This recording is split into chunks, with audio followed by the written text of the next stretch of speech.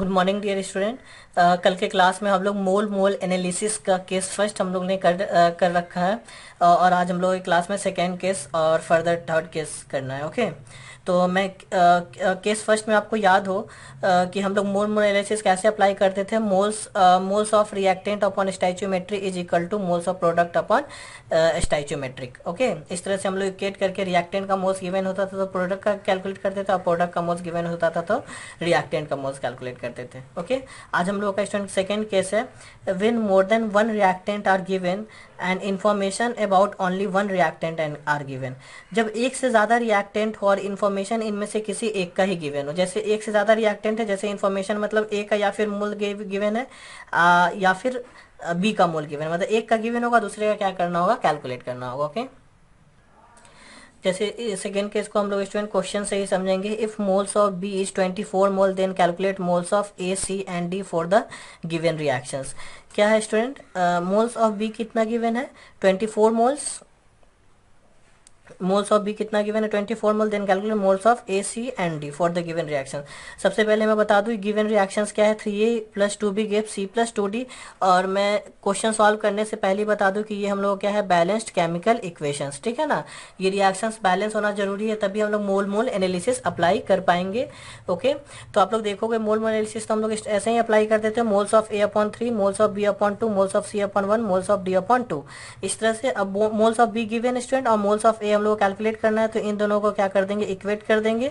इन दोनों को इक्वेट करेंगे तो क्या आ जाएगा, मोल्स ऑफ ए यहाँ से आ जाएगा, कितना आ जाएगा student, 3/2 into 24, it becomes 36 mole. Okay, उसके बाद सी का मोल कैलकुलेट करने के लिए हम लोग क्या कर सकते हैं स्टूडेंट, इन दोनों को भी इक्वेट कर सकते हैं, फिर भी सेम आंसर आएगा, और इन दोनों को भी इक्वेट करेंगे तो वही आंसर आएगा। तो क्या है कि जरूरी नहीं है कि बी का मोल्स गिवन है तो बाकी का मोल्स कैलकुलेट करने के लिए आप बी का ही यूज करें। अगर आप ए का मोल्स कैलकुलेट कर लिए हो तो आप ए के मोल से भी सी का मोल पे डायरेक्टली कैलकुलेट कर सकते हो, और ए के मोल से भी डी का मोल डायरेक्टली कैलकुलेट कर सकते हो। आंसर क्या आएगा, हमेशा स्टूडेंट क्या आएगा, सेम आएगा। जैसे बी और सी को हम इक्वल किए तो क्या गया, moles of B upon 2 is equal to moles of C upon 1। तो यहाँ से कितना आ जाएगा स्टूडेंट, सी का मोल कितना आ जाएगा, देख लें आप लोग, 24 अपॉन 2 इट बिकम्स 12 मोल्स। अब देखिए स्टूडेंट डी का मोल हम लोग को कैलकुलेट करना है। अब जरूरी नहीं है कि हम लोग बी का ही इक्वल करें, ए के भी इक्वल करके कैलकुलेट कर सकते हैं। मोल्स ऑफ ए अपॉन 3, इन दोनों को इक्वल कर दिए, is equal to moles of D upon 2। तो मोल्स ऑफ डी कितना आ जाएगा, 24 मोल। तो वही मैं बोल रहा हूँ कि अगर एक का मोल पता है तो आप मतलब एक का मोल पता है तो आप इसका मोल कैलकुलेट कर लो, फिर इससे इस पे भी जा सकते हो, इससे इस पे भी जा सकते हो। मान लो कि आप इसका मोल पता कर लियो तो इससे इस पे भी जा सकते हो, क्योंकि सब एक दूसरे क्या है, इक्वल है।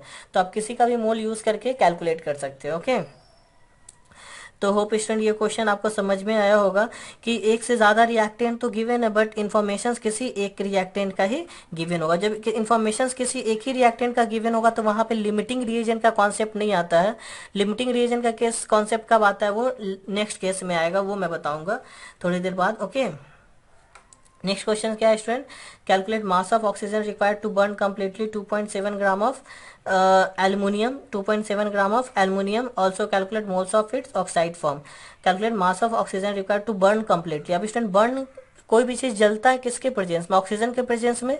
अगर ऑक्सीजन नहीं है तो फिर किसी भी सबस्टांस को जलाना काफी क्या हो जाएगा, डिफिकल्ट हो जाएगा, वो नहीं जल पाएगा, ऑक्सीजन के प्रेजेंस में ही जलता है। तो कहीं पे भी बर्न अगर बोल रहा है, ठीक है, बर्न बोलना मतलब ऑक्सीजन से रिएक्शन हो रहा है।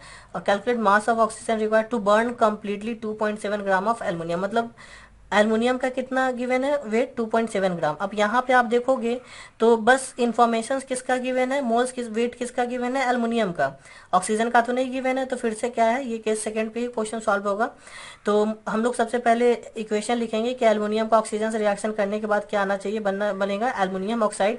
जब तक आप ये रिएक्शंस नहीं लिख पाओगे और बैलेंस नहीं कर पाओगे तब तक आप आगे नहीं बढ़ सकते हो, क्योंकि मोल मोल एनालिसिस अप्लाई करने के लिए हम लोग किसका जरूरत पड़ता है, स्टैच्यूमेट्रिक कोएफिशिएंट। तो सबसे पहले आपको रिएक्शंस लिखने आना चाहिए और बैलेंस करने आना चाहिए। तो आप बोलोगे कि सर इतना सारा रिएक्शंस कैसे लिखना आना चाहिए, तो वो प्रैक्टिस करते करते बुक में जितने भी क्वेश्चंस हैं एनसीईआरटी वगैरह में, बाकी बुक में आप उसको करें, उससे आपको क्या होगा कि रिएक्शन जितना भी आपके सिलेबस में है वो आपको बस ध्यान में रखना है। ओके, तो यहाँ से क्या हो जाएगा, moles of aluminium upon 4, moles of oxygen upon 3 is equal to moles of Al2O3 upon 2। ये आपस में इक्वल हो जाएगा मोल मोल एनालिसिस अप्लाई करेंगे तो। ओके, अब क्या करना है स्टूडेंट, हम लोगों को एल्युमिनियम का वेट गिवन है, तो हम लोग मोल मोल एनालिसिस मोल पे अप्लाई करते हैं ना कि वेट पे। तो वेट को पहले किस में कन्वर्ट करेंगे, मोल मोल में।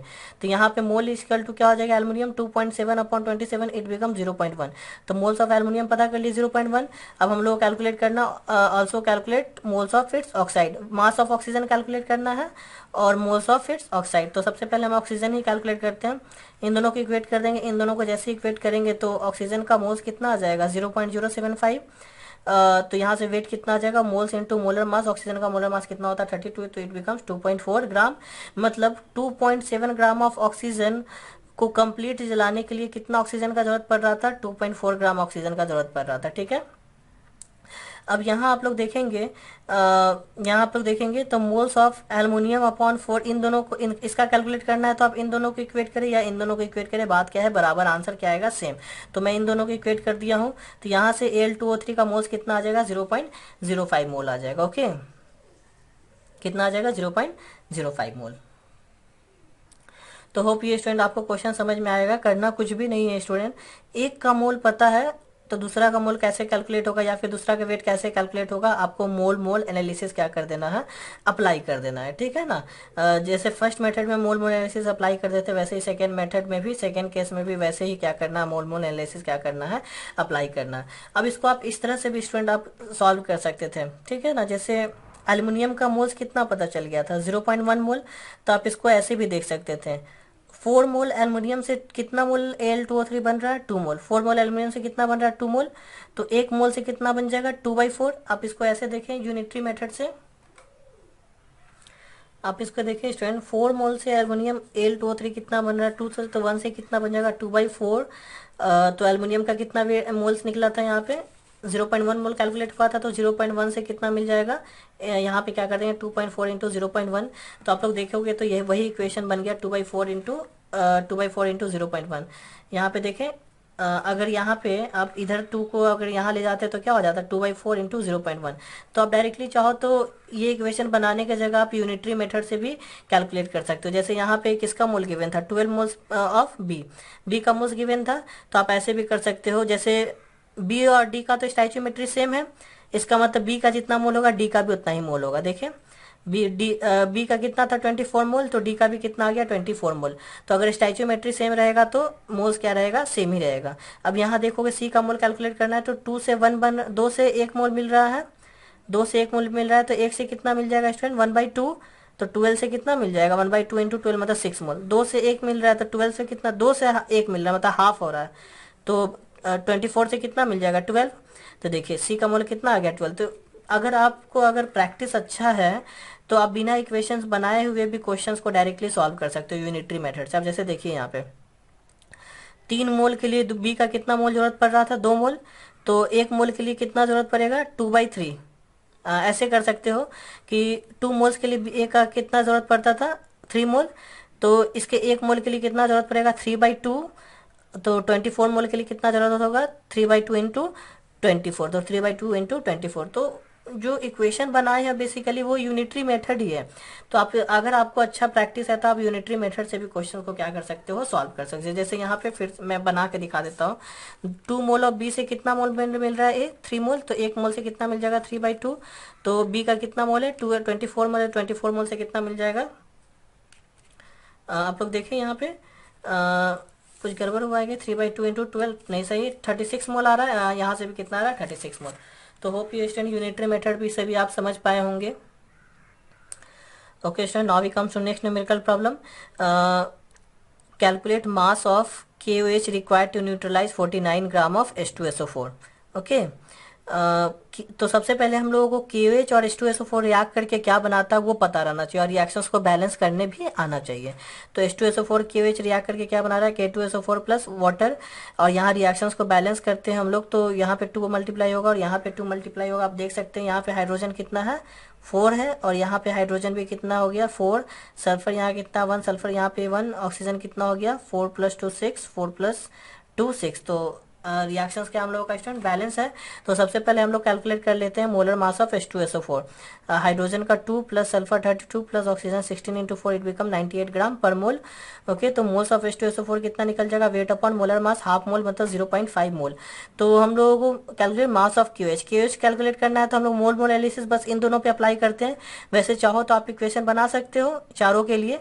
Moles of H2SO4 upon 1 is equal to moles of QH upon 2 is equal to moles of K2SO4 upon 1 is equal to moles of H2 upon 2। इस तरह से इक्वेशन बना सकते हो। तो जरूरत नहीं था बनाने का, क्योंकि प्रोडक्ट के बारे में इन्फॉर्मेशन नहीं पूछा था, इसलिए मैं नहीं बनाया।